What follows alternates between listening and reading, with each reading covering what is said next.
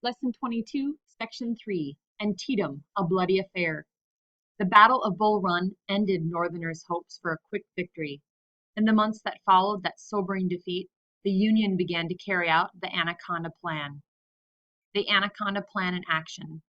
Step 1 of the Anaconda Plan was to blockade the South's ports and cut off its trade. In 1861, the Union Navy launched the blockade that, by the end of the year, closed off most southern ports to foreign ships. The South had long exported its cotton to Great Britain and France, so the Confederacy looked to Great Britain to send ships to break through the blockade. The British, however, refused this request, and as a result, the South could not export cotton to Europe or import needed supplies. Early in 1862, the Union began to put Step 2 of the Anaconda Plan into action. The strategy, which is similar to those used in future wars, was to divide the Confederacy by gaining control of the Mississippi River. In April, Union Admiral David Farragut led 46 ships up the Mississippi River to New Orleans. This was the largest American fleet ever assembled, and in the face of such overwhelming force, the city surrendered without firing a shot. Meanwhile, Union forces headed by General Ulysses S. Grant began moving south toward the Mississippi from Illinois. In 1862, Grant won a series of victories that put Kentucky and much of Tennessee under Union control. A general of remarkable determination, Grant refused to accept any battle outcome other than unconditional or total surrender.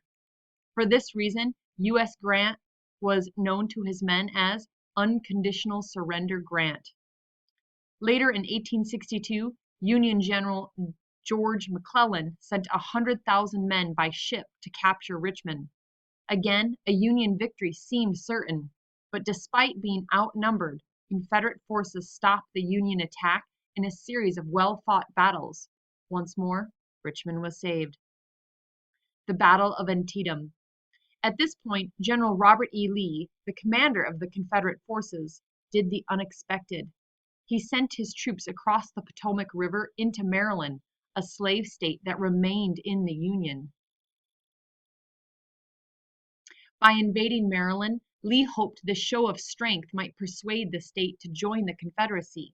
He also hoped that a Confederate victory on Union soil would convince European nations to support the South.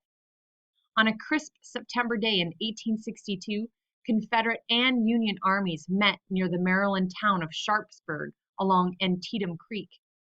All day, McClellan's troops pounded Lee's badly outnumbered forces, and the following day, Lee retreated to Virginia. McClellan claimed Antietam as a Union victory, but many who fought there viewed the battle as a defeat for both armies. Of the 75,000 Union troops who fought at Antietam, about 2,100 were killed and about 10,300 were wounded or missing. Of the 52,000 Confederates who fought at Antietam, about 2,770 lost their lives, while 11,000 were wounded or missing. In that single day of fighting, more Americans were killed than in the War of 1812 and the Mexican-American War combined. The Battle of Antietam was the bloodiest day of the war. The new realities of war. The horrifying death toll at Antietam reflected the new realities of warfare. In past years, battles had been fought in hand-to-hand combat using bayonets, but improved weapons made killing from a distance much easier during the Civil War. Rifles, which replaced muskets, were accurate over long distances. Improved cannons and artillery also made it easier for armies to attack forces some distance away. As a result, armies could meet, fight, die, and part without either side winning a clear victory. Medical care was not as advanced as weaponry. Civil War doctors had no understanding of the causes of infections, and surgeons operated in dirty hospital tents with basic instruments. Few bothered to wash their hands between patients, so infections spread rapidly between patients. The hospital death rate was so high that soldiers often refused medical care. An injured Ohio soldier wrote that he chose to return to battle rather than receive treatment from a doctor, thinking that I had better die by rebel bullets than Union quackery, meaning unskilled medical care. As staggering as the battle death tolls were, far more soldiers died of diseases than wounds. Unsanitary conditions in army camps were so bad that about 3 men died of typhoid, pneumonia, and other diseases for everyone who died in battle. As one soldier observed, "These big battles are not as bad as the fever."